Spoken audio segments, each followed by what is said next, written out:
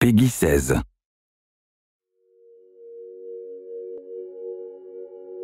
Other Side Entertainment is an independent development studio created to further the work of studios like Looking Glass and Junction Point and Ion Storm, where we pursue the art of the immersive simulation. These original games were very innovative for their time, introduced and pioneered some new game design, new technologies, and that's really the spirit that we're carrying forward with Other Side, to continue to innovate and push forward these genres. We've spent the last few years really assembling this indie dream team of developers. Many of them former Looking Glass, former Irrational, like myself.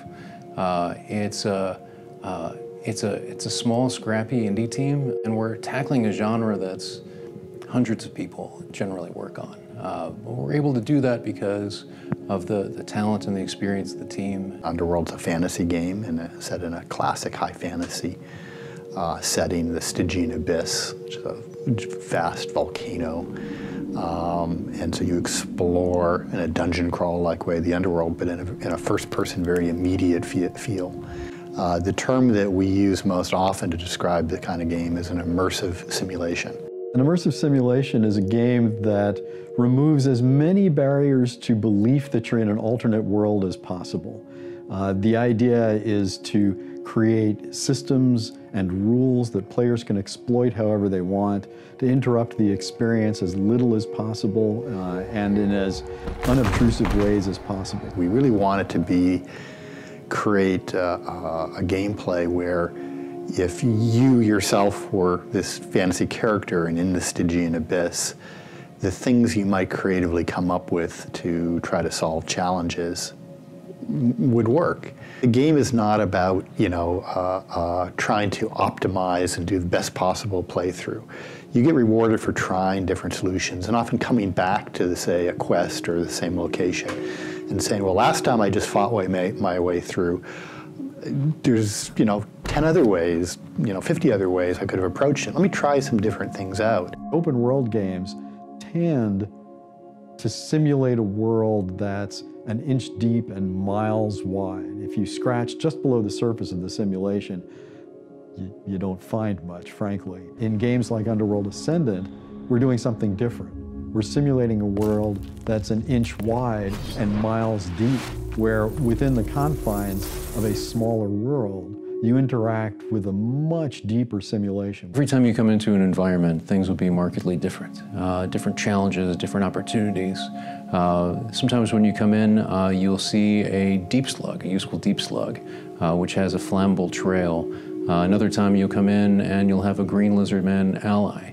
The environment's also changing as far as movement options. Sometimes you'll come in and the outcast tribe has set up platforms in certain areas, and other times they'll be torn down. So we're focused more around jump in, have a fairly, or intensive, session where you can do a quest, and then if you want to do another quest and another quest, you can continue to do that. There's a lot more sort of replay and coming back and revisiting things. Fans will also find that they're immersed in a world that is somewhat familiar. Now, non-fans are not going to have knowledge of those earlier games, but for people who do know those earlier games, there's going to be a little thrill of recognition here and there that I think they'll really enjoy. Not only one of our main characters, Kobyrus, who is voiced by Stephen Russell, who is Garrett in Thief, is a major character from the series backstory. There are also some ties that are a little deeper and a little harder to find. The spirit of the original Underworld was really to innovate and try something new that other people hadn't been doing. That's really the legacy of those games, more than the specifics of what the actual game did or the actual specific features or content. And so, to me, that's the legacy that we're respecting, honoring the most, is continuing to innovate, see where we can move this genre forward. And it's a lot of fun.